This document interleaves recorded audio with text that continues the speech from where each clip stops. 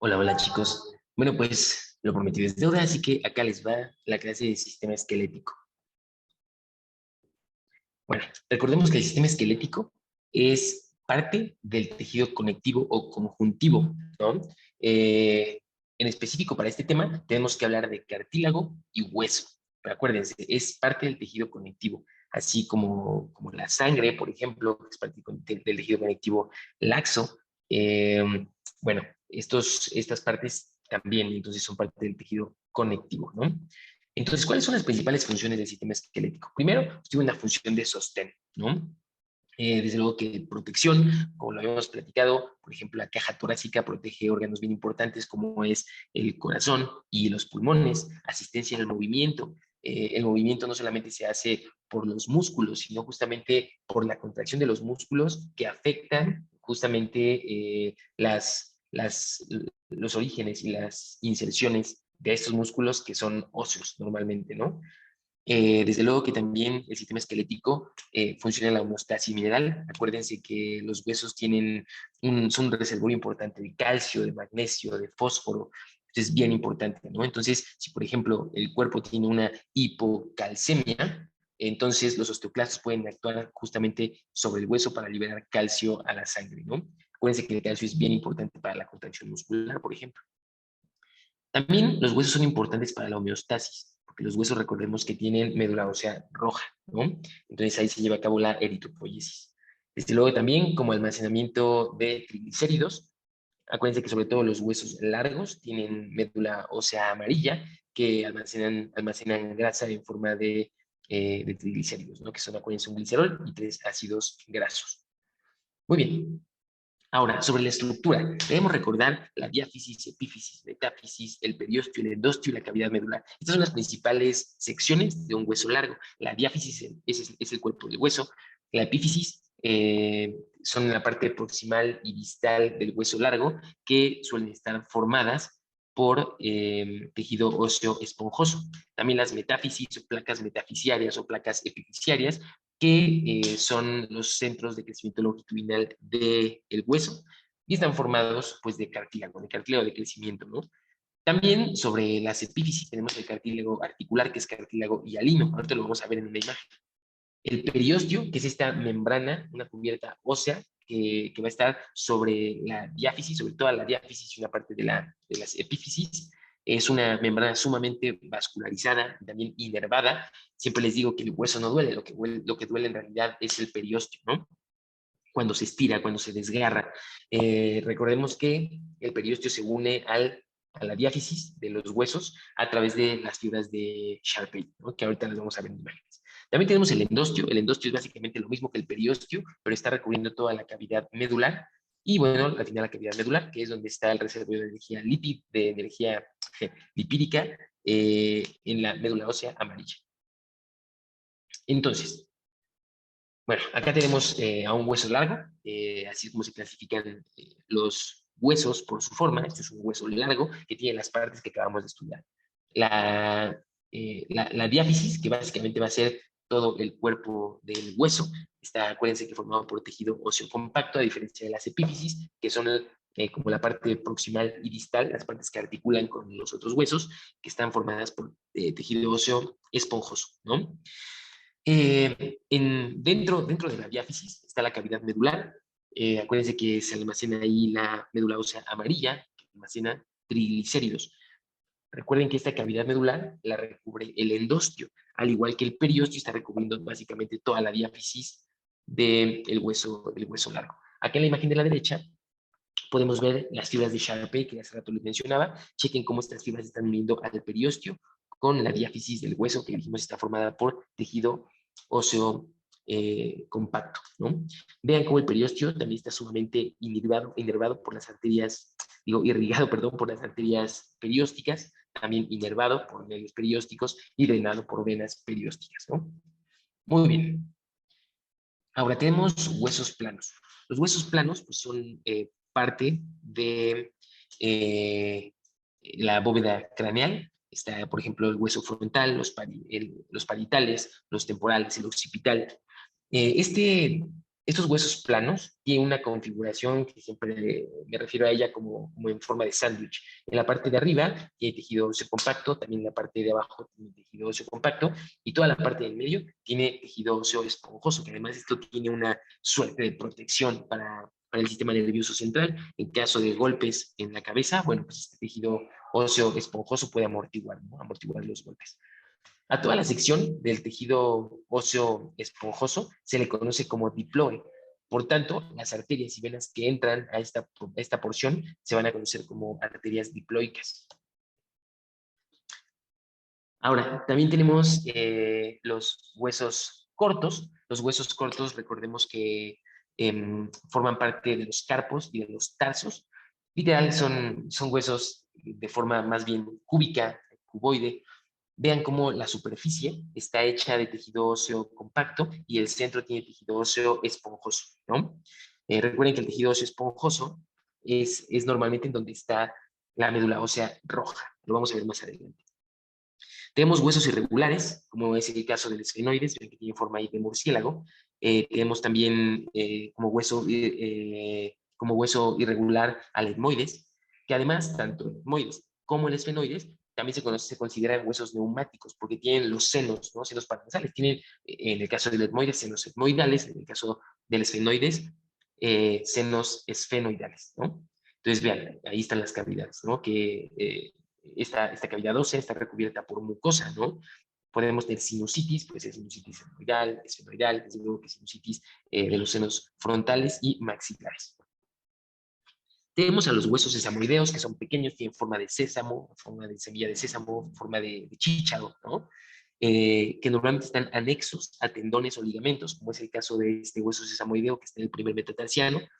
Tienen una función de polea, por eso es que están siempre como anexos a estos tendones o ligamentos que suelen producir fricción en estas zonas donde aparecen los huesos sesamoideos, ¿no?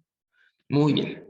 Tenemos los huesos supernumerarios, al igual que los huesos sesamoideos, son variables, es decir, algunas personas los tienen, algunas otras personas no los tienen, variables o inconstantes, es lo mismo. Los huesos supernumerarios, un buen ejemplo de ellos es el hueso trígono, que causa el síndrome del trígono, justo en bailarinas de ballet, que hacen justo esta posición en punta. Se forma este hueso, que es el trígono, que lo pueden ver ahí, causa dolor, y bueno, debe extirparse en muchos casos de manera quirúrgica, ¿no? Lo importante de los huesos sesamoideos y los huesos supernumerarios es que tienen centros de osificación propios, o sea, no dependen de la osificación de otros huesos, ellos mismos pueden osificarse, ¿no? Diferencias entre el hueso compacto y el hueso esponjoso. Bueno, el hueso compacto, como hemos dicho, en la parte de la diáfisis, de los huesos largos, forma el 80% del total de hueso, está debajo del periósteo de los huesos, tiene varios conductos, forámenes que van a permitir la entrada de sangre, es decir, la irrigación de estos huesos. Están los conductos perforantes de Volkmann, tenemos los conductos centrales haversianos que van a ser la parte, que van a ser van a estar en el canal central de las osteonas, ahorita lo vamos a ver. Tenemos laminillas concéntricas, tenemos laminillas intersticiales y laminillas circunferenciales. Estas laminillas circunferenciales van a estar alrededor de los conductos haversianos. También tenemos lagunas y canalículos, que va a ser la forma en que los osteocitos que están rodeados de hueso van a poder nutrirse desde las arterias de los conductos haversianos. Ahorita lo vamos a ver en imágenes. Por su parte, el hueso esponjoso forma parte del 20% de todo el hueso corporal. Está en huesos planos, cortos e irregulares, desde luego también los huesos largos a nivel de las epífisis. No tienen osteonas como el hueso compacto, tiene trabéculas, ya lo vamos a ver en imágenes.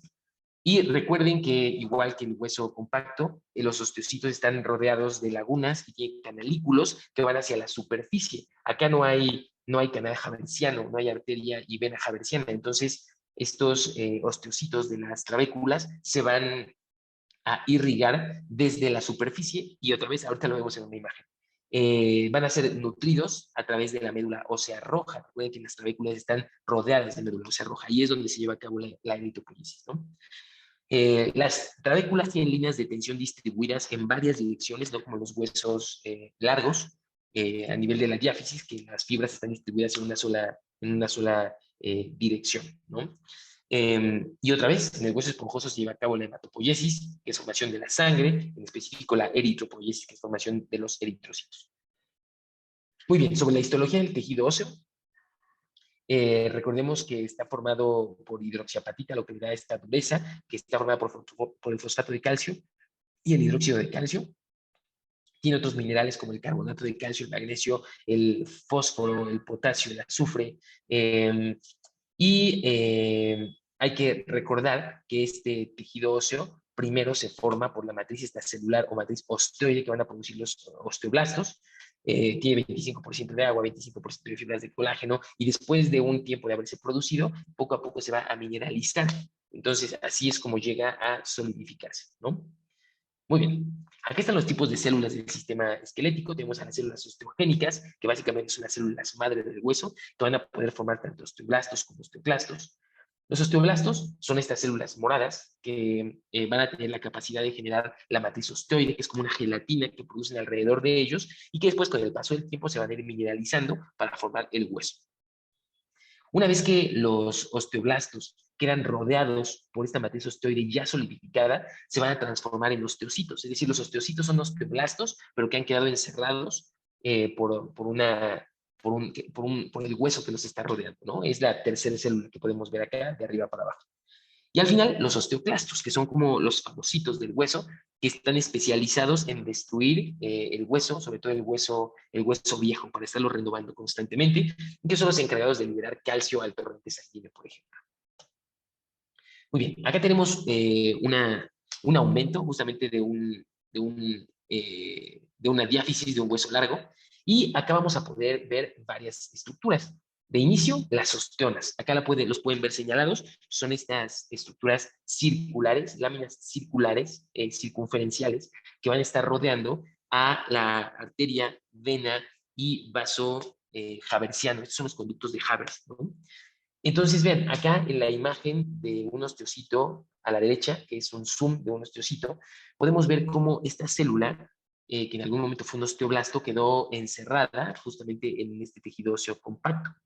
Y se preguntarán, ¿cómo le hacen estos osteocitos para nutrirse?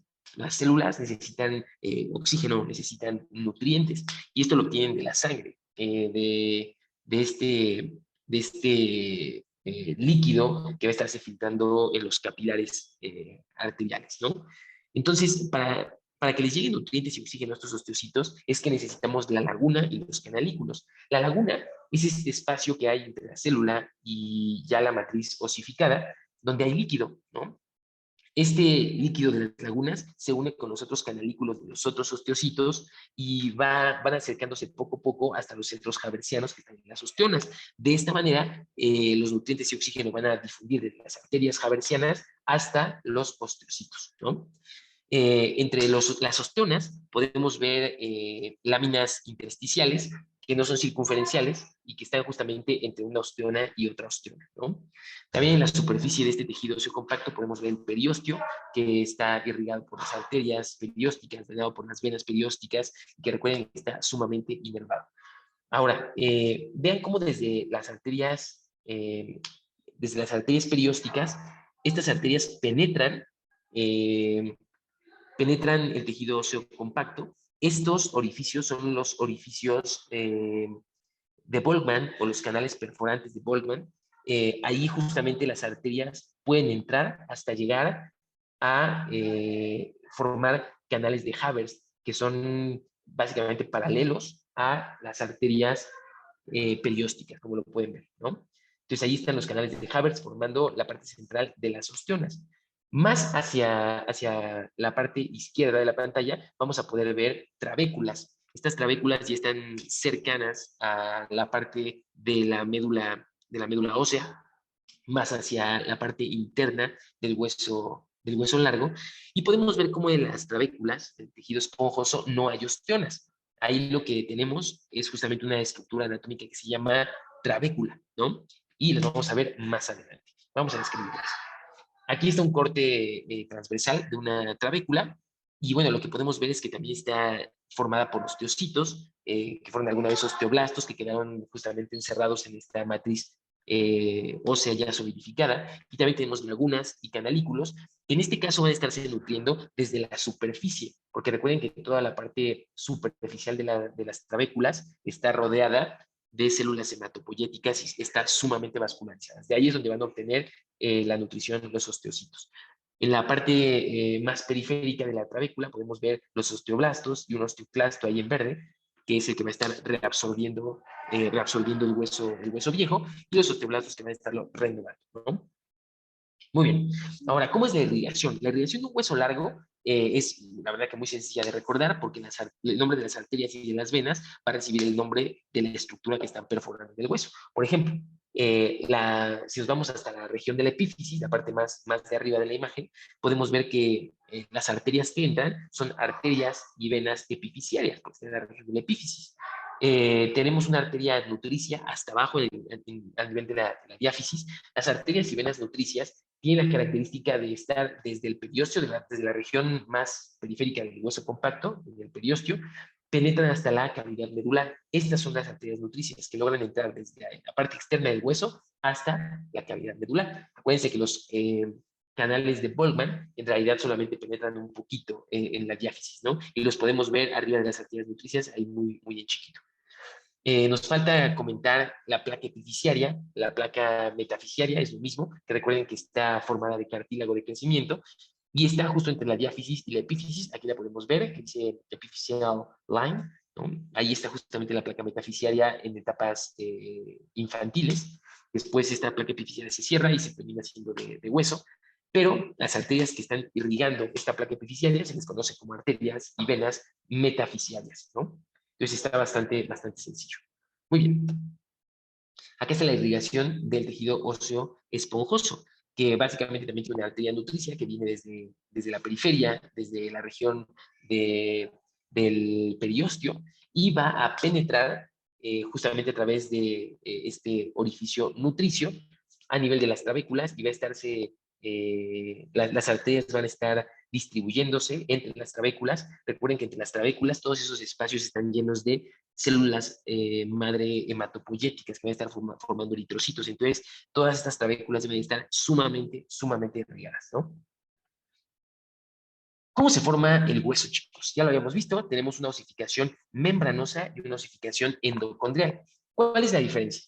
La osificación membranosa va a pasar desde las células mesenquimatosas, que es un tejido embrionario, el mesénquima. Estas células que son multipotenciales van a transformarse en osteoblastos. Y entonces después de que ya se formaron los osteoblastos, van a producir, recuerden, la matriz osteoide o la matriz celular, que después poco a poco se va a ir solidificando a través del depósito de sales minerales. Acá en esta foto podemos ver cómo las células mesenquimales van a aglomerarse, aglutinarse, se van a juntar y además van a crecer de tamaño, se van a hipertrofiar y entonces van a transformarse en osteoblastos, que al final de cuentas ven cómo van a empezar a formar el hueso maxilar, por ejemplo, ¿no? Entonces, la osificación membranosa, que es la que vamos a ver bien a continuación, pasa de tejido mesenquimal a formación de osteoblastos que va a estar formando hueso. Lo primero que forman es tejido óseo esponjoso, después este tejido óseo esponjoso o trabecular va a ser absorbido por los osteoclastos y se va a transformar en tejido óseo compacto. Entonces, otra vez, la osificación membranosa va desde tejido mesenquimal hasta la osificación. En el caso del tejido endocondrial, en realidad el mesénquima, antes de formar osteoblastos, va a formar condroblastos, que es básicamente lo mismo que un osteoblasto, pero en vez de formar hueso va a formar cartílago, ¿no? Entonces, lo mismo, las células mesenquimatosas se conglomeran, se condensan, se hipertrofian y van a dar origen a los condroblastos. Esa es la razón por la que los bebés nacen con bastante tejido óseo ya formado, principalmente en el cráneo, pero también nacen con muchísimo cartílago, ¿no? ¿Por qué? Porque el tejido mesenquimal, las células mesenquimatosas, originaron condroblastos que se transformaron en cartílago. Entonces, la osificación endocondrial se da después del nacimiento normalmente y es la formación de hueso a través de un molde de cartílago. Entonces, tanto el hueso como el cartílago se forma desde el mesénquima, solo que en la osificación membranosa pasa directo del mesénquima al hueso y el endocondrial primero es mesénquima, luego cartílago y después normalmente del nacimiento este cartílago se va a osificar. Entonces a partir del molde cartilaginoso. Acá tenemos otra vez el ejemplo de la osificación membranosa, ya lo hemos visto. Dijimos que se forman primero las células osteogénicas, que son como las células madre del sistema esquelético, después los osteoblastos que producen la matriz osteoide y al final se van a formar los osteocitos, que son estos osteoblastos que se quedaron atrapados ya en este tejido óseo. Acá están los ejemplos. Dijimos que la osificación membranosa sucede sobre todo a nivel del cráneo, ¿no? Muy bien, esto ya básicamente lo hemos visto. Aquí es el ejemplo del maxilar inferior o de la mandíbula, cómo tiene tejido trabecular, tejido óseo compacto y el periósteo. Normalmente este hueso se forma de manera en la osificación membranosa. Acuérdense que primero se forman las trabéculas, luego estas trabéculas son destruidas por los osteoclastos que van a terminar formando este tejido óseo compacto, que es en la región medial del hueso, y al final hasta el final de la osificación membranosa es que se va a formar el periósteo.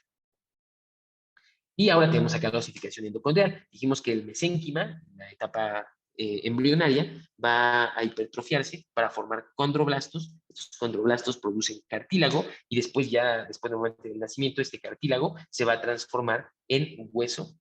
¿Por qué? Porque se transforman los condroblastos en osteoblastos, ¿no? ¿Cómo es que se estimula esta transformación de condroblastos a osteoblastos? Bueno, esto es porque se empiezan a irrigar este tejido cartilaginoso. Acá podemos ver cómo entra una arteria nutricia con el paso del tiempo y esta arteria nutricia estimula la transformación de estos condroblastos, sobre todo que están en el centro del hueso, a osteoblastos que van a formar de inicio tejido óseo esponjoso o trabecular. Después estas trabéculas van a ser reabsorbidas por los osteoclastos que al final, en la región medial, van a dejar solamente la cavidad medular, ¿no? Y en los bordes se va a quedar solamente el tejido óseo compacto. Muy bien, acá tenemos el ejemplo. Después de que ya se formó la cavidad medular, también las arterias epifisiarias se empiezan a formar por procesos de angiogénesis y vean cómo una vez que las arterias epifisiarias llegan a la epífisis, las células también que son condroblastos se van a hipertrofiar, se transforman en osteoblastos, los osteoblastos producen matriz osteoide y después se van a osificar, ¿no? Acá es lo que queda, pues este es el proceso de osificación de las epífisis. Acuérdense que en las epífisis, a diferencia de los cuerpos óseos, no van a cambiar el tejido trabecular por tejido compacto, por tejido óseo compacto. Se va a quedar el tejido trabecular porque ahí es donde se va a producir mucha de la hematopoiesis. Por eso es que las epífisis de los huesos largos son mucho más blanditas.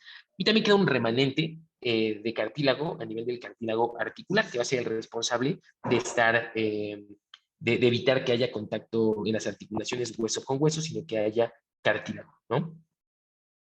Muy bien, entonces básicamente eso. Espero que haya quedado claro la diferencia entre osificación membranosa y endocondrial. La membranosa es del mesénquima al hueso, la endocondrial del mesénquima al cartílago, y luego el cartílago ya después del nacimiento normalmente se va a transformar en hueso. Esa es la gran diferencia.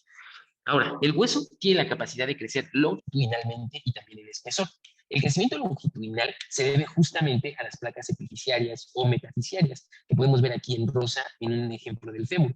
Vean cómo hay placa metafisiaria en la porción distal del fémur, que ya casi se va a articular con la tibia, y también en la región proximal, que está en la parte del cuello, el cuello de la cabeza del fémur, en la parte del tubérculo mayor, y también en la prominencia del trocánter hay una pequeña placa metafisiaria, porque todo esto tiene que crecer longitudinalmente. ¿Cómo es que crece longitudinalmente? Bueno, la placa metafisiaria tiene estas zonas: zona de reserva, zona proliferativa, zona hipertrófica, zona de calcificación provisional y zona de osificación. Entonces, en la zona de reserva, básicamente tenemos, acuérdense que esto es cartílago, entonces tenemos ahí células madre que van a dar origen bueno, van a producir muchas mitosis, ¿no? Se van a estar reproduciendo muchas veces. Una célula hija se queda en la zona de reserva y la otra pasa a la zona proliferativa. En la zona proliferativa, estas células tienen una disposición como de monedas apiladas una sobre otra. Después, después de la zona proliferativa, las células siguen evolucionando, llegan a la zona hipertrófica, donde se hacen grandotas, se van a transformar ya en osteoblastos. En la zona de calcificación provisional ya son osteoblastos que van a estar produciendo matriz osteoide, para que al final, en la zona de osificación, esta matriz osteoide se va a mineralizar con sales minerales justamente y van a terminar siendo hueso. Entonces, esta placa epifisiaria va a ir dejando en la región de la diáfisis tejido óseo ya formado y va a seguir subiendo hacia la epífisis, de tal forma que entonces el hueso va a estar creciendo de manera longitudinal, ¿no? Estas son las partes que ya las vimos, no vamos a detenernos tanto ahí. Y también el hueso va a poder crecer en grosor. Vean aquí en espesor. Vean aquí en las imágenes de la derecha. En la primera imagen tenemos una región bien superficial de un hueso largo en la sección de la diáfisis. Vean cómo ahí tenemos una arteria perióstica que poco a poco los osteoblastos van a envolver, como lo podemos ver en la segunda imagen. Entonces estos osteoblastos van creciendo alrededor primero de esta arteria perióstica. Al final envuelven a la arteria perióstica y esta arteria va a terminar siendo ahora una arteria haversiana, del conducto de Havers, ¿no? Entonces va a ser el centro de una osteona. Entonces así es como el hueso va creciendo en espesor o en grosor. Entonces el hueso crece en longitud, pero también en espesor. Por eso acá el papel tan importante de los osteoclastos, que van a estar destruyendo el hueso viejo y formando hueso nuevo. Si no, imagínense, a los 30 años ya tendremos huesos sumamente gruesos y bien pesados, ¿no? Aquí es otra vez el ejemplo, como esta arteria, pero que también pasa con las venas periósticas, terminan siendo envueltas por los osteoblastos y van a empezar a formar un canal o un conducto haversiano que va a ser el centro de una osteona, ¿no? Y entonces esta parte que quedó en forma de horquilla a nivel perióstico pues va a ser el nuevo periósteo y van a aparecer a través de procesos de angiogénesis nuevas arterias periósticas que al final van a terminar siendo también arterias de Havers, ¿no? O haversianas. Vamos a brincarnos un poco esto. Y bueno, en general, el tejido del sistema esquelético, bueno, el sistema esquelético tiene 206 huesos, más los inconstantes que dijimos que son los supernumerarios, los sesamoideos. Por ejemplo, el coxis, algunas personas tienen 5 vértebras, otras tienen 3 vértebras. Entonces llega a variar ahí el número, porque en general se considera que tenemos 206 huesos del sistema esquelético. Muy bien, acá tenemos huesos suturales, ¿no? Por ejemplo, el hueso lambda, que vean cómo este hueso lambda está entre el occipital y los dos parietales, ¿no? Entonces ahí es un hueso también supernumerario, que puede ser inconstante. Muy bien. Tipos de cartílago. Tenemos 3 cartílagos, el cartílago hialino, el fibroso y el elástico. El hialino es el que está recubriendo todas las superficies articulares, como lo podemos ver en la imagen inciso B, ¿no? Ahí está el cartílago articular o cartílago hialino, va a estar recubriendo las superficies articulares, ¿no? De las articulaciones sinoviales o diartrosis. El cartílago fibroso es un cartílago muy duro, muy duro, y va a estar formando, por ejemplo, los discos intervertebrales o, por ejemplo, la sínfisis del pubis. Y este es el cartílago fibroso o fibrocartílago, es lo mismo. Y el cartílago elástico, que va a ser el cartílago que tenemos en la nariz y en las orejas, por ejemplo. Muy bien, chicos. Ahora, el sistema esquelético se va a dividir en dos. En el sistema, o más bien en el esqueleto axial, que es este que está ahora en azul, y el esqueleto apendicular, que está acá en azul. El esqueleto apendicular básicamente son las extremidades, tanto superiores como inferiores, y también la cintura pélvica y la cintura escapular, ¿no? Entonces tenemos dos cinturas, la pélvica que unida al esqueleto axial con las extremidades inferiores y la cintura, la cintura, ay, perdón, un segundito. Y decíamos, entonces la cintura pélvica y la cintura escapular, que está formada por las escápulas y la clavícula, que van a estar uniendo al esqueleto axial con las extremidades superiores. Muy bien. Acá un cuadrito, justamente que pueden estudiar. Este es un cuadrito del PRO, donde otra vez especifican cuál es el esqueleto axial y el esqueleto apendicular, pero es básicamente lo mismo que les he enseñado arriba. Ahora, acá está la cintura escapular, formada por la escápula o el omóplato, y la clavícula, que va a estar unido al esqueleto axial con las extremidades superiores, y la cintura pélvica, que esta va a estar formada por el coxal, unido al sacro, ¿no? Muy bien, ahora, accidentes óseos, chicos. Vamos a estudiar a los accidentes óseos. ¿Qué es un accidente óseo? Normalmente son irregularidades que podemos ver en los huesos y que normalmente están formados por inserciones de músculos, de tendones, de ligamentos, también porque entran arterias, venas, nervios a los huesos, y todo esto va a formar a los accidentes, que son irregularidades en el tejido óseo, ¿no? O sea, acá tenemos el ejemplo de una articulación. Vean cómo hay un montón de ligamentos que se están uniendo a los huesos, y esto causa los accidentes óseos, ¿no? Acá tenemos la inserción distal, por ejemplo, del cuádriceps sobre la patela, y va a formar justamente ahí un accidente óseo, ¿no? Entonces, acá les pongo algunos sinónimos dependiendo de los libros o de la bibliografía donde lo estén leyendo. Tenemos, por ejemplo, protrusiones, ¿no? Saliencias o eminencias, que es lo mismo. Son estas protrusiones que podemos llegar a ver en los huesos. Tenemos también depresiones o fosas, lo mismo, como las fosas oculares, por ejemplo, orificios, agujeros o forámenes, que suelen ser orificios o agujeros nutricios por donde entran arterias, venas o pasan nervios. Vean, acá tenemos, por ejemplo, un accidente óseo típico que se llama cabeza. ¿Qué es una cabeza? Es un extremo abultado que suele ser parte de una articulación. Acá podemos ver la cabeza del fémur, que es una cabeza bien grande que se va a insertar justamente en una fosa que es el acetábulo, ¿no? Entonces, esto es un ejemplo de accidente óseo. Ahora, acá tenemos la parte distal del húmero. ¿Me vieron? Perdón, otra vez. Aquí la parte distal del húmero, acá lo ponemos en colorcito, y le vamos a describir varios accidentes óseos. Por ejemplo, acá está el epicóndilo lateral. ¿Por qué se llama epicóndilo? Porque está arriba de este cóndilo o capítulo, ¿no? En la parte en morado. Acá tenemos la cara articular, que es toda la parte del hueso del húmero que va a estar teniendo contacto con el cúbito y el radio. Y en la parte naranja tenemos a la tróclea, ¿no? Que es la polea articular del codo. Así como tenemos el epicóndilo lateral, en morado también tenemos el epicóndilo medial, porque este es la parte distal de un número derecho, ¿no? Muy bien. Acá en el epicóndilo medial va a estarse uniendo, por ejemplo, el pronador redondo. Entonces vean cómo estas uniones de músculos o superficies articulares van a hacer que el hueso tenga formas características y bueno, a esto justamente se le llama un accidente óseo. Vamos a ver más accidentes óseos. Tenemos acá protrusiones. A las protrusiones o saliencias se les conoce también como procesos u apófisis. ¿Por qué se caracterizan estos accidentes óseos? Por ser más altos que anchos, surgen por tracciones musculares o ligamentarias, predominan en la cabeza y columna y tienen además centros de osificación propios. Vamos a ver algunos ejemplos. Este es un hueso temporal, es un temporal izquierdo, y le podemos describir varias apófisis o procesos. Chequen. Acá tenemos la apófisis mastoides, súper famosa porque ahí se termina insertando el esternocleidomastoideo, esternocleidoclavícula y mastoideo de mastoides, la apófisis mastoides, ahí llega.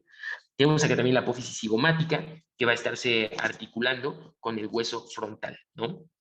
Y abajo tenemos la apófisis estiloides, ¿no? La apófisis estiloides, que por ejemplo une al ligamento estiloioideo, que es un ligamento que va desde la apófisis estiloides hasta el ioides. Esto es una apófisis, chicos, un proceso o una protrusión. Es como una pirámide, ¿vale? Acá tenemos otros ejemplos de apófisis. En el hueso frontal, la apófisis orbital lateral, apófisis orbital medial. Vean cómo son como pirámides, son puntiagudas, ¿no? Más altas que anchas, como decíamos. Acá tenemos una vértebra, tenemos apófisis que todo el mundo conocemos muy bien, que son las apófisis transversas, apófisis espinosas, también, perdón, tenemos, uy, caray, también de la vértebra vamos a tener las apófisis articulares superiores y las inferiores, que ahí las podemos alcanzar a ver. Muy bien. ¿Qué es una tuberosidad, chicos? Es un accidente óseo redondeado, con relieve rugoso, tiene una saliente voluminosa, 3 diámetros similares y sobresalen del hueso, a diferencia de los tubérculos, que son parte del hueso. Seguro las tuberosidades que todo el mundo ubica, las tuberosidades más famosas son estas, que son las tuberosidades isquiáticas, ¿no? Que es esto con lo que nos sentamos, siempre digo que cuando sientas a tu novia en las piernas, eso que te empieza a lastimar justo son las tuberosidades isquiáticas, ¿no? Ahí va a depender de cuánto músculo hay en esa punta. Pero muy bien. Aquí en la tuberosidad isquiática, perdón, se insertan músculos como el bíceps femoral, el ligamento sacrotuberoso y el semitendinoso y muchos otros, ¿no? Son sitios donde se insertan muchos, muchos músculos. Tenemos acá ahora los tubérculos. A diferencia de los tubérculos, no salen del hueso, no resaltan del hueso, hacen cuerpo con el hueso, no sobresalen tanto. Y acá tenemos justamente el radio con la tuberosidad, perdón, con el tubérculo radial, donde se inserta el bíceps braquial. Acá tenemos también el tubérculo del húmero, ¿no? Donde se va, es el tubérculo menor del húmero, donde se inserta el subescapular. Muy bien, vamos ahora con las eminencias. Prominencias, son prominencias abultadas y poco salientes. Acá vamos a mencionar algunas eminencias famosas. Esta es la interna del temporal, y acá tenemos la eminencia arcuata, sumamente famosa, ¿no? Acá tenemos también el coxal, la eminencia iliopúbica, donde se va a articular el ilion con el pubis, ¿no? Y también tiene ahí una prominencia abultada. Muy bien, salientes extraarticulares, tenemos acá el cóndilo, tenemos el epicóndilo lateral y el epicóndilo medial. En el epicóndilo lateral se inserta el supinador, en el medial el pronador redondo. Muy bien, vamos a estudiar las crestas. ¿Qué son las crestas? Son salientes rectilíneas, líneas o curvas. Son ejemplos de ellas, la cresta ilíaca, que todos podemos tocar muy bien a nivel del hueso ilíaco, donde se inserta los oblicuos internos, transverso abdominal, el glúteo mayor. También tenemos acá en la región orbitaria dos crestas muy famosas, que va a ser la cresta lagrimal posterior y la cresta lagrimal anterior, ¿no? Donde, entre otras cosas, está el tendón reflejo del músculo orbicular de los párpados, ¿no? Líneas, la línea más famosa probablemente está, bueno, de las más famosas está en el fémur, la línea áspera, que la podemos ver acá en amarillo, bien resaltado. A nivel, por ejemplo, ilíaco también tenemos las líneas glúteas, la mayor, perdón, la posterior, la anterior y la medial. Entonces, acá en la línea áspera se inserta, por ejemplo, el músculo pectíneo, el glúteo mayor, el ilíaco, el abductor mayor, el vasto medial, entre otros, ¿no? Ahora, las espinas. ¿Qué son las espinas? Pueden ser redondeadas o puntiagudas, las más famosas en los coxales. Tenemos acá la espina ilíaca anterosuperior, abajo la anteroinferior. Aquí en la anterosuperior tenemos la inserción del tensor de la fascia lata, el ilíaco, el sartorio. Acá la espina ilíaca posterosuperior, donde se inserta el ligamento sacroiliaco posterior. También tenemos la espina isquial, acá señalada. Y bueno, protuberancias. Son salientes redondeadas, sobre todo referidas en cráneo, no suelen ser inserciones de nada, ¿no? Tenemos la protuberancia mentoniana, la podemos tocar aquí en el maxilar inferior, y acá la protuberancia occipital, esta protuberancia que todos nos podemos sentir acá en la región del occipital, bien marcada en los pelones, ¿no? Muy bien, ahora, cavidades. Tenemos las cavidades articulares, las vamos a ver más adelante, y las no articulares. Por ejemplo, tenemos las cavidades que son inserción para músculos y ligamentos, también son cavidades que reciben nervios, tendones o vasos, pueden ser conductos, canales o surcos, que pueden formar depresiones lineales, escotaduras o incisuras, que son muescas entre un borde, fosas, que forman depresiones o excavaciones, cavidades de ampliación, que son excavaciones rodeadas de hueso, forámenes nutricios, conductos de transmisión que conectan dos caras de un hueso, y vamos a ver muchos ejemplos. Acá tenemos el conducto lagrimal, bien famoso, surco conducto lagrimal, porque a través de este conducto es que pasan las lágrimas a la nasofaringe, por eso es que moqueamos tanto cuando lloramos. Acá tenemos justamente un conducto diploico. Acuérdense que habíamos dicho de los huesos planos del cráneo, que la parte central o la parte del tejido óseo esponjoso se llamaba diploe. Entonces el conducto y las arterias o venas que entran a esta región se llaman conductos, venas, arterias diploicas, ¿no? Acá tenemos escotaduras. Vean cómo tenemos escotaduras o incisuras. Dijimos que son muescas entre un borde. Entonces tenemos ahí una cresta, la cresta orbitaria superior, que tiene como estos hoyitos que son incisuras, incisura supraorbitaria y incisura frontal, se ven ahí con mucha claridad. Esto es una escotadura o incisura, ¿no? Fosas. Acá tenemos una fosa bien famosa, la fosa coronoides, donde entra la apófisis coronoides, que va a ser muy importante para la articulación del codo, ¿no? Entonces son fosas. Cavidades de ampliación son los senos, ¿no? Los hemos visto en los senos etmoidales, los senos esfenoidales, también los senos maxilares y los frontales, ¿no? Estas son cavidades de ampliación. Recuerden que están cubiertas de mucosa y que, bueno, cuando esta mucosa se inflama por un proceso infeccioso, por ejemplo, nos puede dar sinusitis. Forámenes nutricios, ya habíamos visto el ejemplo de foramen nutricio en un hueso largo. Dijimos que estos forámenes suelen conectar dos caras de un hueso, ¿no? En este caso, la región externa con la cavidad interna, ¿no? Foramen nutricio. Muy bien, perfecto. Ahora vamos, chicos, con el sistema articular. ¿Qué onda con el sistema articular? Habíamos dicho que las articulaciones se van a clasificar principalmente por tejido interpuesto y por el movimiento que tienen. Entonces, por movimiento vamos a clasificar las articulaciones en móviles, semimóviles e inmóviles. Las móviles suelen ser sobre todo las sinoviales o diartrósicas. Las semimóviles también se les conoce como anfiartrosis, son típico de articulaciones formadas por cartílago, se les llaman sincondrosis. Son semimóviles porque se mueven poquito, ¿no? Y las inmóviles que no se mueven nada, características sobre todo de articulaciones óseas, que se les conoce como sinostosis.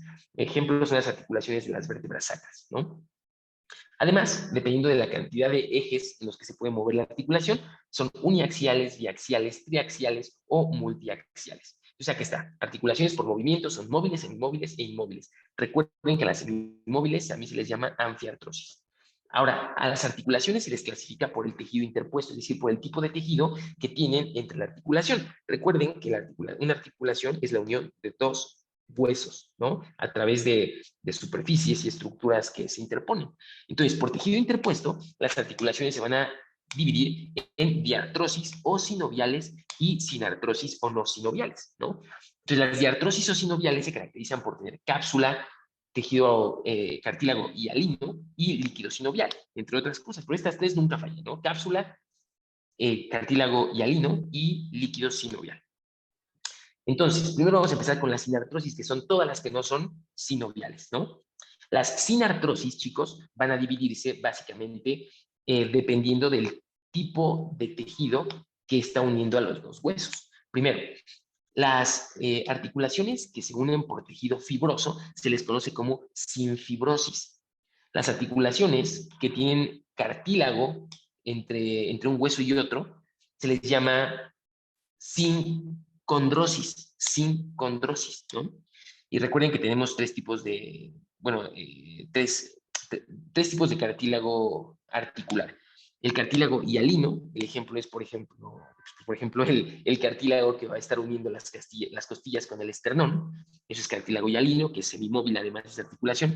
Tenemos sínfisis, que es cartílago fibroso, cartílago o fibrocartílago, que une, por ejemplo, a los coxales a través de la sínfisis del pubis.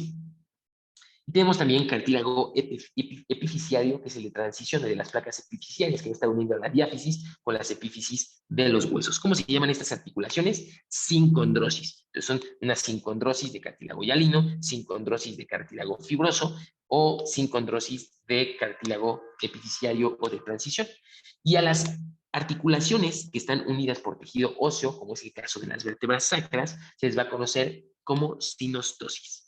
Ahora, dentro de la sinfibrosis, que dijimos que están unidas por tejido fibroso, tenemos una variante de estas articulaciones que unen a huesos por ligamentos, que se les conoce como sindesmosis. También están justamente las membranas interóseas, que es un tipo de sinfibrosis, las gonfosis, que es un tejido, que más bien es una articulación, por ejemplo, entre los dientes y los alvéolos de los dientes, que además van a estar unidas por fibras chiquitas, por tejido fibroso muy chiquito que une al alvéolo con el diente, y las suturas que vamos a tener, por ejemplo, en la región de la bóveda craneal, lo que va a estar uniendo, por ejemplo, al temporal con el parietal, ¿no? Todas estas son sin fibrosis, pero a las que se unen a través de ligamentos, recuerden que se les llama sindesmosis, ¿no? Un tipo de articulación más, que es una pseudoarticulación que nos menciona, por ejemplo, el PRO, es la cisarcosis. La cisarcosis son articulaciones que van a estar unidas por músculo y que ahorita les voy a poner ejemplos, ¿no? Vámonos ahora con las articulaciones sinoviales o diartrosis. Estas articulaciones, la verdad es que es bien fácil su diferenciación, se van a caracterizar o a dividir por el tipo de superficie de la articulación sinovial. Por ejemplo, si la articulación sinovial, que puede ser que tiene cápsula, cartílago hialino y líquido sinovial, si las superficies de los dos huesos son planos, se van a conocer como diartrosis planas, que también se les conoce como artrodias. No se les olvide, si escuchan artrodia, es una diartrosis plana. Tenemos a las diartrosis o articulación sinovial trocoide o pivotal. Son las que nos permiten girar, ¿no? El ejemplo es la articulación atlantoxoidea. Ahorita vamos a ver imágenes de ejemplos. Tenemos articulaciones en bisagra, porque literal son como una bisagra de una puerta. Ejemplo es la articulación del codo. Articulaciones elipsoideas, porque sus superficies son elipses. Bicondíleas, porque sus articulaciones son dos cóndilos. Bicondíleas dobles, porque tienen 4 cóndilos, 2 de un hueso y 2 del otro hueso, por ejemplo, la articulación de la rodilla. En silla de montar, que el mejor ejemplo es la articulación más bien metacarpofalángica en la mano, la primera metacarpofalángica, es sencilla de montar, una articulación esferoidea porque sus superficies son en forma de esfera, una articulación cotiloidea como la de la cadera, que es una esfera enorme, ¿no? Las esferoideas son más chiquitas y la cotiloidea es una esfera enorme como la cabeza del fémur, ¿no? Muy bien, estos son los tipos de diartrosis, acuérdense, articulaciones sinoviales. Ya habíamos hablado de la cisarcosis, que es una pseudoarticulación, hueso unido por músculo. Y ahorita vemos ejemplos.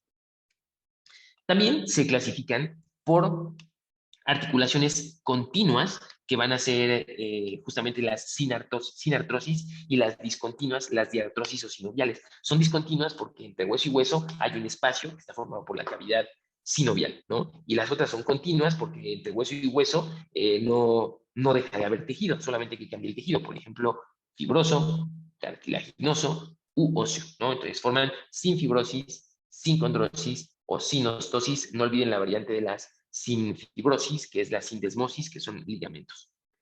Muy bien, esto ya nos lo vamos a volar porque ya lo explicamos y vamos con los ejemplos. Acá tenemos un ejemplo de una articulación de tipo fibroso o sin fibrosis, variante sindesmosis. ¿Por qué? Porque está uniendo dos huesos a través de un ligamento. Acuérdense que los ligamentos son tejido fibroso, por eso es que es una sin fibrosis, pero hablando específicamente de ligamentos, entonces se les conoce como sindesmosis, ¿no? Entre más largo es el ligamento, más móvil es la articulación, ¿no?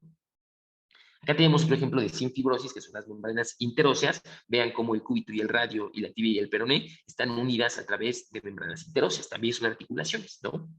Acá tenemos un ejemplo de gonfosis, que es justamente los dientes con los alvéolos. Y ahí entre los dientes y los alvéolos tenemos fibras de colágeno que están uniendo a estos dos huesos, por eso es que son articulaciones y se les conoce como tipo gonfosis. Es una espina que se introduce en un hueco o un alvéolo y se fija con fibras cortas, ¿no? Suturas. Las suturas, que son un tipo de sinfibrosis, se van a clasificar también por el tipo de superficie que está uniendo a las suturas. Por ejemplo, acá tenemos los huesos propios de la nariz, que entre el hueso propio izquierdo y el derecho tienen una superficie plana, entonces se les conoce como sutura plana, ¿no? Muy bien, acá lo pueden ver. Ahora tenemos la sutura escamosa. Ejemplo es el temporal con el parietal. Vean cómo se forman escamas. También se les conoce como talladas en bisel. La sutura límbica, chicos, y la dentada, la verdad es que yo no he encontrado diferencias. Tenemos el ejemplo del hueso temporal en su unión con los parietales.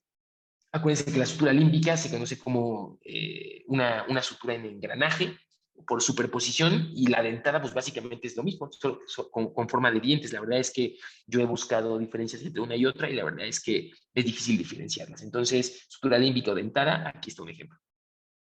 Sutura aserrada, se conoce como sutura sagital, casi lo mismo también, chicos, que la dentada y la límbica. Luego tenemos la esquimbilesis, es donde una cresta se une con una ranura. Entonces acá tenemos el hueso vomer, que se va a estar uniendo a una ranura que está en esfenoides, en el hueso esfenoides, y pues básicamente es un tipo de sutura esquimbilesis. Se supone que estos son una sinfibrosis, ¿no? Muy bien. Ahora, vamos con las sincondrosis, que son las articulaciones que están unidas, más bien huesos que están unidos por cartílago, ¿no? Acuérdense que no poseen cavidad sinovial, sino serían diartrosis. Estamos en sinfibrosis, en su variante sincondrosis.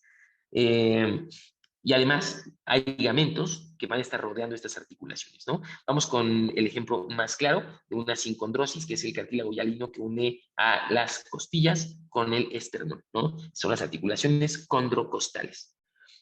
Un tipo de sincondrosis de cartílago fibroso es los discos intervertebrales o la sínfisis del pubis, ya están señalados, ¿no? Muy bien. Vamos con el cartílago epifisiario. Acá podemos ver tanto la parte distal del cúbito y el radio. Vean cómo se alcanza a ver ahí perfectamente la placa epifisiaria, que va a estar uniendo al final de cuentas la diáfisis con la epífisis, tanto el cúbito con el radio. Entonces están formando dos huesos. Entonces es una articulación de tipo cartílago de crecimiento. Entonces es una sincondrosis también, ¿no? Muy bien, ahora vamos con las sinostosis, huesos unidos por tejido óseo. Acá tenemos el ejemplo del sacro. 5 vértebras unidas por hueso, de tal forma que el sacro parece un solo hueso, pero fueron 5 vértebras en algún momento que se unieron por hueso, ¿no? Entonces, sinostosis. También hay muchos ligamentos periféricos que van a estar rodeando estas articulaciones y listo. Muy bien, ahora vamos con las articulaciones sinoviales o diartrosis, chicos, ¿no? Dijimos que las diartrosis son no continuas, se caracterizan por tener cápsula articular, son móviles, recubiertas por cartílago hialino, tienen membrana sinovial, por tanto líquido sinovial, y además tienen ligamentos que recubren a la articulación y a la cápsula. Vamos con ejemplos. Tenemos acá, vean este movimiento. Este movimiento se da en las articulaciones de las vértebras, que son entre la apófisis articular superior y la apófisis articular inferior, ¿no? Son articulaciones sinoviales y anfiartrosis, es decir, semimóviles, ¿vale, chicos? No estamos hablando de los discos intervertebrales, sino de las apófisis articulares superiores e inferiores. Muy bien, y es una articulación plana, además. Perfecto, ahora vamos con articulaciones trocoides o en pivote, porque forman literal un pivote. Acá podemos ver la articulación entre el cúbito y el radio en su región más distal. Vean cómo el cúbito rota sobre el radio, entonces es trocoide o pivotal. Otro ejemplo típico es la articulación atlantoaxoidea, ¿no? Ahora vamos con las articulaciones diínglimo o en bisagra. Literal, es como una bisagra de una puerta, ¿no? Tiene forma de bisagra, entonces así se les llama. Son diartrosis. Ahora vamos con articulaciones elipsoideas. ¿Por qué? Porque son dos elipses. Está el ejemplo de la articulación del cúbito y el radio con el carpo, ¿no? Y está en dos ejes, entonces son biaxiales. Perfecto, son dos caras ovoides, una cóncava y otra convexa. A eso se le conoce como elipses, entonces son articulaciones elipsoideas. Ahora vamos con una articulación bicondilia, dos cóndilos. Acá tenemos el ejemplo de la articulación de la mandíbula con el temporal. Dos cóndilos, chicos, ¿no?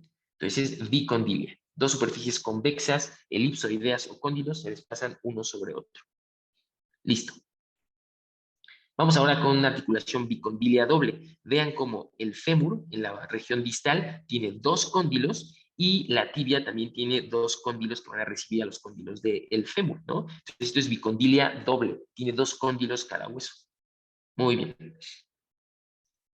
Vamos con la articulación celar o en silla de montar. Acá podemos ver justamente la articulación. Es carpo, es la articulación del carpo con el primer metacarpiano. ¿Ya vieron? Esto es en silla de montar. Podemos ver literal como es esta sillita que usamos para montar a los caballos, ¿no? Muy bien, es una articulación biaxial. Vamos con una articulación esferoidea, dos esferas. Este es multiaxial, estamos hablando de la articulación del hombro. Multiaxial porque tiene múltiples ejes, ¿no? Perfecto. Es una esfera. ¿Cuál es la diferencia entre una articulación esferoidea y una cotiloidea? Bueno, acá lo vamos a ver. Vean, la cotiloidea es también una gran esfera, pero que la región que la recibe, que en este caso es el acetábulo, sobrepasa el ecuador de la esfera, de la cabeza del fémur. Es decir, es una cavidad muy, muy profunda. Por tanto, la congruencia articular es mayor que las esferas. Esa es la diferencia entre la articulación cotiloidea y la esferoidea. Y también es una articulación multiaxial. Muy bien, y vamos a terminar con esta pseudoarticulación que es la cisarcosis. Acuérdense, músculos interpuestos entre los huesos. No corresponden a articulaciones verdaderas, sino a pseudoarticulación. Y el ejemplo es justamente la articulación entre el omóplato con la caja torácica, las costillas, ¿no? Vean este músculo que está uniendo los dos huesos. ¿Ya vieron? Entonces, esto es una cisarcosis. Perfecto. Ajá, perfecto. Entonces, acá tenemos superficies que van a aumentar la congruencia, Son complejos de tejido conectivo que van a aumentar la congruencia entre las articulaciones. Tenemos primero la labrum acetabular. Vean, es de tejido fibroso. ¿Y qué es lo que va a hacer este tejido fibroso? Va a aumentar la profundidad del acetábulo para aumentar la congruencia de la articulación. Acá tenemos los meniscos articulares, ¿no? Tienen forma de media luna y van a aumentar la congruencia entre la epífisis distal del fémur y la tibia, ¿no? Están ahí muy bien. Estos se le lesionan típicamente en los futbolistas. Y acá tenemos también los ligamentos cruzados, el anterior y el posterior, ¿no? Y ahí está la tibia. Vean cómo aumenta la congruencia entre la articulación distal del fémur y la proximal de la tibia. Discos articulares. Estos dividen las articulaciones en dos cavidades secundarias, su borde periférico se adhiere a la cápsula y sus caras se moldean en relación a la superficie para asegurar la congruencia articular. Todos estos aumentan la congruencia articular, chicos. Ahí está otra vez el disco articular sobre la porción más lateral de la clavícula. Muy bien. Acá tenemos los manguitos. ¿Qué son los manguitos? Son justamente músculos que también van a ayudar a aumentar la congruencia articular. Aquí estamos los manguitos de el hombro, que se le conoce como manguito del rotador. Pueden ser muy dolorosos cuando se lesionan y están formados por el subescapular, el redondo menor, el infraespinoso y el supraespinoso. Son 4 músculos que forman el manguito, ¿no? Perfecto. Entonces aquí está la acción mecánica de los músculos. Acuérdense que siempre un músculo tiene un origen y una inserción. Lo que más se mueve es la inserción, el origen casi no se mueve. Van a hacer un efecto de palanca. El punto de apoyo es donde está la articulación, la potencia la del músculo y la resistencia, la fuerza a vencer, es decir, levantamiento de un músculo en general, ¿no? Vamos con términos de movimiento, chicos. Vamos con los movimientos simples. ¿Qué movimientos tenemos? Flexión, extensión, aducción, abducción, rotación medial, rotación lateral, flexión dorsal del pie, flexión plantar, inclinación lateral y el deslizamiento, ¿no? Vamos a ver ejemplos de cada uno de ellos. Igual acá pueden ponerle pausa para que lean cada una de las definiciones. Perfecto. Entonces, vamos primero con la flexión. Esto es flexión, chicos, y estos son los músculos flexores, ¿no? Son músculos flexores porque ayudan a la flexión, que es disminución del ángulo entre dos huesos. La extensión es lo contrario, ¿no? Y justamente tenemos también músculos extensores que hacen la contraparte de los flexores. La extensión es aumento del ángulo de los huesos. Perfecto. Estos son los músculos extensores, miren. Entonces, los flexores y los extensores son músculos antagónicos, hacen la función contraria, ¿no? Perfecto.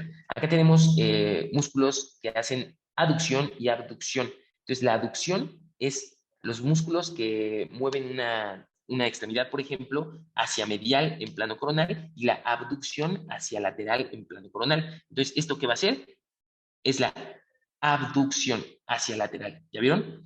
Hacia lateral. Y está el músculo deltoides, que es un músculo abductor. Lo contrario es la aducción. Y aquí están, un músculo aductor. ¿Ya vieron? Entonces esto lo lleva la extremidad a la línea media, acerca a la extremidad a la línea media. Abducción. Aducción lo aleja de la línea media, la aducción lo acerca a la línea media y la abducción lo aleja de la línea media, lo lleva hacia lateral. Muy bien. Ahí pueden ver los ejemplos, repítanlos, ¿no? Ahora, rotación medial y rotación lateral. Esto es un ejemplo de rotación lateral. Se aleja de la línea media, ¿no? Lo contrario es rotación medial, lo acerca a la línea media. Estos son los músculos que hacen rotación medial, vean. Perfecto. Sigamos. Ahora vamos con la retrusión y protrusión. La retrusión, ir hacia atrás. Entonces vean, está aquí moviendo el maxilar inferior hacia atrás. Esto va a ser la retrusión. Perfecto. Y ahora vamos con la protrusión, que va a llevar el maxilar inferior hacia adelante, ¿no? Protrusión o protuberancia hacia adelante. Perfecto. Vamos con elevación, algo muy, muy sencillo. Estos son los músculos elevadores del maxilar inferior. Cierran la boca, ¿no? Y la degradación, pues van a ser los músculos que llevan hacia abajo al maxilar inferior. Ahí están los músculos que degradan la mandíbula o maxilar inferior. Perfecto. Oclusión, lo mismo. Oclusión es cierre de la boca en este caso. Y lo contrario es la apertura. Entonces son músculos antagónicos también. Ahí está la apertura, ¿no? Ejemplos, igual son conceptos bobos, pero que vale la pena ver los ejemplos. Ahora, flexión dorsal y flexión plantar, chicos. Esto es la flexión plantar. Estamos llevando el pie hacia la planta, por eso es flexión plantar. Lo contrario va a ser la flexión dorsal. Estos son los músculos que hacen flexión dorsal. Llevamos el pie más bien hacia el dorso, ¿no? Perfecto. Inclinación lateral. Muy, muy sencillo. Aquí están los músculos que hacen inclinación lateral, hacia la derecha en este caso, pero lo mismo pasa hacia la izquierda, ¿no? Muy bien. Ahora, acá tenemos movimientos complejos, es decir, movimientos que están formados por los movimientos simples que acabamos de ver. Ejemplos: circunducción, pronación, pronación del pie, supinación del pie, eversión, inversión, oposición, preposición, antepulsión o la protracción. Vamos a ver ejemplos. También tenemos la retropulsión o retracción, nutación y conutación o contranutación, elevación, descenso, propulsión, retrusión y diducción. Acá póngale pausa para que puedan escribir si quieren los conceptos. Ejemplo de circunducción. Acá un ejemplo sacado de YouTube para que no haya duda, ¿no? Perfecto. Circunducción. Ahora, pronación y supinación. Esto es un ejemplo de supinación. Entonces, estos son músculos supinadores. Lo contrario, que sería esto es la pronación. Entonces, supinación es como suplicar y pronación es al revés. Muy bien.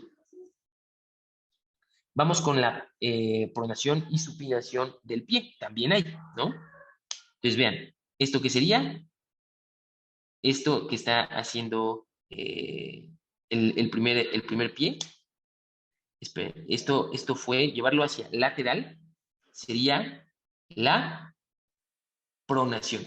Y lo que hace el otro pie, llevarlo hacia la línea media, es la supinación del pie. ¿Vale? Perfecto. Vamos ahora con la eversión y la inversión. Chequen. La eversión es la flexión que da, eversión-flexión da igual a valgo. Entonces, primero, la eversión es la combinación de la pronación, la abducción y la flexión dorsal. Y después tenemos a la inversión, que es la conjunción de varios movimientos, que es flexión plantar, supinación y aducción. ¿Vale? Acá están súper bien los dos ejemplos. Eversión e inversión. Oposición. El ejemplo típico es la oposición de los dedos contra el pulgar, ¿no? Y la reposición, llevarlos a la posición anatómica. Eso es la oposición y esto es la reposición. Muy bien. Ahora, nutación y contranutación, chicos. Estos son movimientos de proceso de parto, ¿no? Que se van a hacer entre el sacro y los ilíacos. Entonces, vamos allá. Primero, la nutación, chicos, es cuando la cavidad superior de la pelvis se cierra y la inferior se abre. Esto es la contranutación. Otra vez, ejemplo. Esto sería la contranutación y esto sería la nutación. La nutación se cierra la cavidad superior y se abre la inferior, ¿no? Y la contranutación es lo contrario, se cierra la inferior y se abre la inferior. Espero que lo hayan entendido muy bien con esta imagen. Y perfecto, con esto hemos terminado. Acá la frase inspiradora de hoy: hasta que tu misión no sea tu obsesión, nada tendrá sentido. Chicos, espero que les sirva la clase, repítanla las veces que sea necesario.